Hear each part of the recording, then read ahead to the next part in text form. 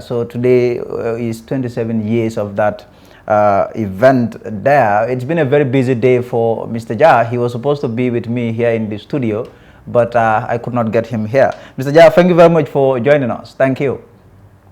Thank you, Brother Lamin. Thank you, Fashion Network. Thanks for having me on the news review. Great. So I understand you had this Quran recitation to mark the event. Is this correct? Yes, that is very true. Like we've been doing for the past years, every year we recite the Quran and make prayers, supplication for this country and for ourselves as well. But why do you do this though? Why this way, the way of reciting Quran? Yes, since the coming into being of this coalition government, they've never allowed us any permit to commemorate or celebrate 22nd July. So we resort to doing it peacefully, reciting the Quran and making prayers for ourselves and the nation.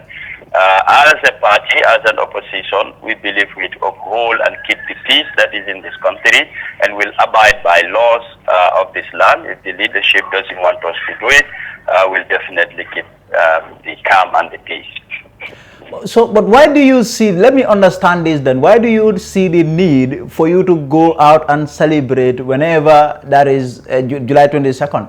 Because, I mean, your rule, the APRC government, this is a government that is not appreciated in a lot of quarters in this country due to various reasons. One reason has to do with the record in terms of I mean, the human rights, for example, the issue of corruption. There was this Janet Commission. So you don't have, I mean, the appreciation in a lot of quarters. And yet you celebrate this. Among those who, I mean, consider themselves victims of your government, they find this offensive. They see it as an insult, really, for you to say you are celebrating a day like July 22nd. Thank you very much. People entitled to what they feel and what they believe. For us, July 22nd is significant in two ways. It marks the birth of a revolution, that is July 22nd, 1994. Again, it marks the birth of a political party, that is APRC, which also falls on July 22nd, 1996. So the two intertwined, we would say, both fall on the same month and date, that is July 22nd, with different years, 1994 and 1996. We believe, you know, people could look at the dark side or what they feel were dark days during the junta and the APRC as a political party when we're in government. We believe we're looking at the bright side, whereby what happened in this country, how Gambia was transformed from 96 to 2016, the achievements we have, this is what we feel we have to commemorate every year. But you call this a revolution. How does this become a revolution? I mean, this is a coup. You have a group of soldiers who sat one day to overthrow a democratically elected government and suspend a country's constitution. That is treason. How do you call that a revolution? A revolution is about ideas. It's not the actual coup that happened. The coup was one step of taking over the country. But it was a military junta, young men who came together and feel they must take charge of this country. And within 2 years, a lot of transformation was done. Unprecedented developments that never happened in the First Republic, which they ushered in, they developed.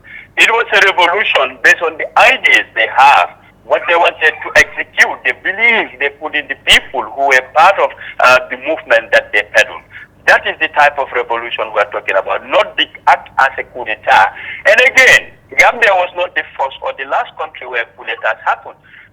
Take the case of Egypt, for example. There was a coup d'etat which was endorsed by the West themselves. They embraced that coup d'etat. For us, but that doesn't make it legal, does it? It doesn't make it legal. This is what I'm saying. If you condemn one, why not condemn the other? Yes. Yes. Okay, now, I mean, today you are celebrating, this is the 4th year, I guess, since former president left power.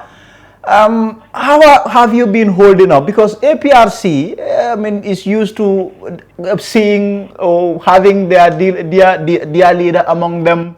This is the fourth year in a row you've been marking July 22nd without former President Jammeh. How does that feel? To many, it's like this is why we're keeping it a low profile. But to many, what they feel is like something is missing. Like the Supreme Party leader is not in our midst. Like the way we used to celebrate it, we can't do the same anymore because we are not in government. Now, keeping it a low profile is not the wishes of many, but that is the option that is available. And like I said earlier, in order to maintain peace and make sure we're law-abiding, it's an option choice. That's what we have to take. But to many, they wish he is in our midst, and we will do it with him. Has he sent any word, any message? At some point in time, I stepped out of the bureau. I went to take care of some other issues, and by the time I came back, the Quranic recitation and whatever happened at this bureau was definitely over. So unless I inquire from other people whether he called and sent any message, but he normally does. So let me also understand one thing. Is all well at all in APRC? Because in the last few days and weeks, we've seen all the things that are going on. There is much talk around the future of your party. APRC going into a coalition or alliance, if you like, with NPP. You have a deputy spokesman of a party coming out to say, I am APRC 1000%, but I am supporting President Barrow, and I'll make sure that he wins the December election. And you have people in APRC who did not like that. The likes of Lamin Tamba coming out to criticize you, and all of you are members of APRC. What is going on in your party?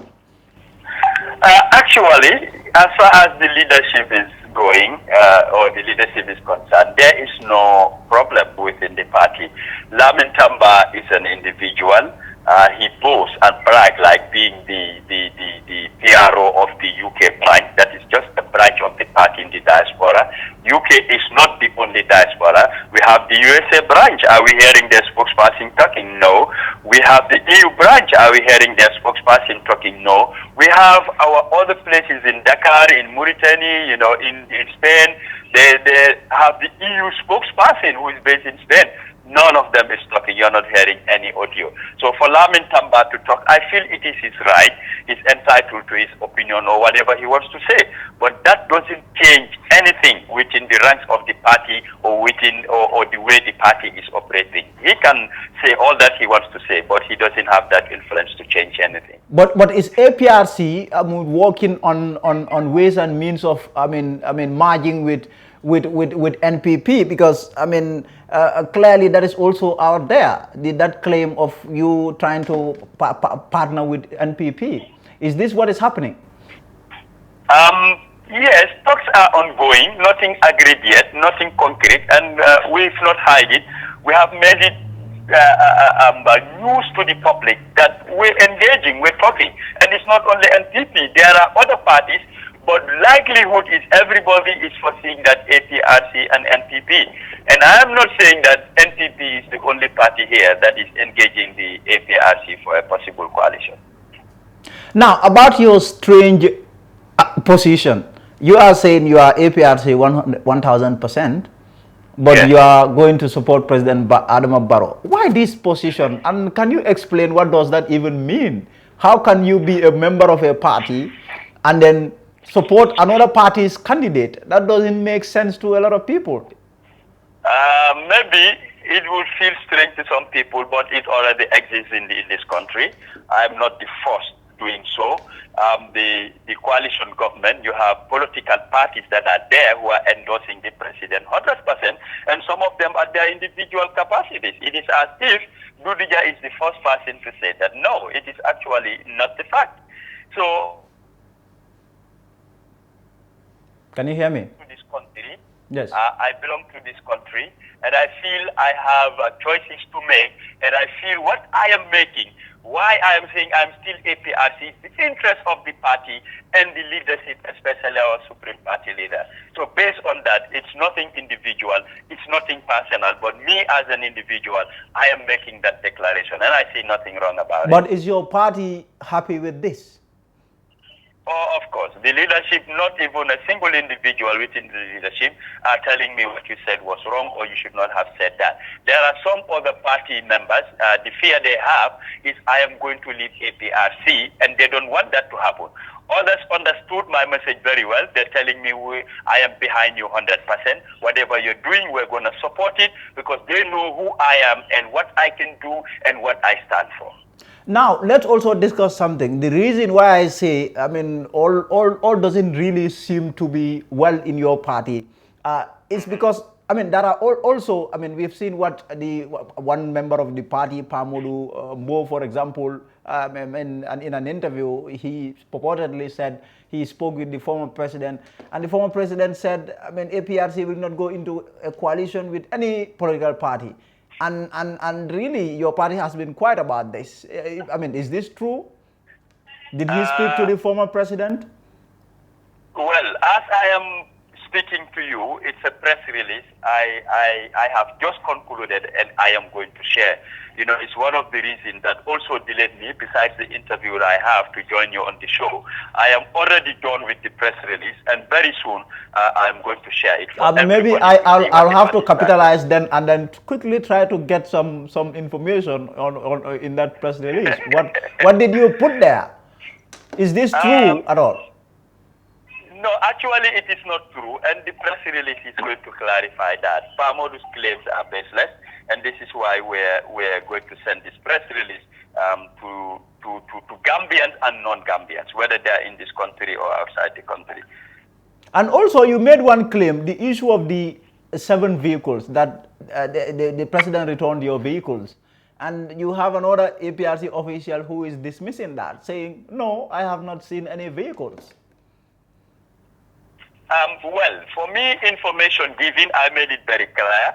I did not see the vehicles myself, but it was information given to me by executive members. And I believe the information they gave me is very accurate, and time will prove me right. Mr. Ja, thank you. I appreciate it. Thank you for speaking to me. Thank you. It's always a pleasure. Thank you. Thank you. That is Dodou Ja. They are the deputy spokesman of the APRC speaking to me there. Today marks 27 years of the former President Yahya Jammeh's coup d'etat there in July 22nd,